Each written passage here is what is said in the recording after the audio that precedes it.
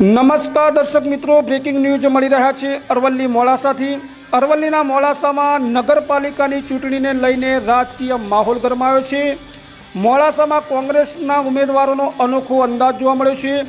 ઘોડે ચડીને કર્યું છે શક્તિ પ્રદર્શન। ઢોલ નગારા અને તાશાના ગુંજરાવ સાથે નીકળ્યો ઉમેદવારોનો ભવ્ય વરઘોડો।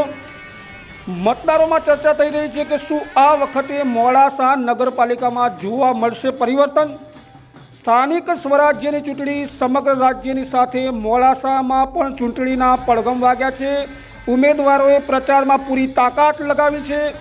શક્તિ પ્રદર્શન જોવા મળ્યું છે અને કોંગ્રેસના ઉમેદવારોએ પરંપરાગત વાજિંત્રો અને ઘોડે સવારી સાથે રેલી યોજી મતદારોને આકર્ષવાનો પ્રયાસ કર્યો છે।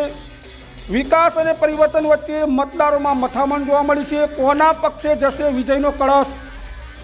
ભવ્ય પ્રચાર રેલીમાં કાર્યકરોમાં ભારે ઉત્સાહ જોવા મળે છે। જાણે નગરમાં લગ્નની સિઝન હોય તેવા દ્રશ્યો સર્જાયા છે। મોડાસા નગરપાલિકામાં આ વખતે રસાકસી ભર્યો જંગ જોવા મળી રહ્યો છે।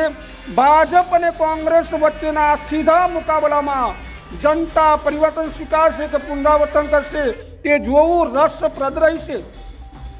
મોડાસાથી અમારા રિપોર્ટર રસિકભાઈ પટેલ સાથે પડકાર, Aravalli news bureau office, Modasa.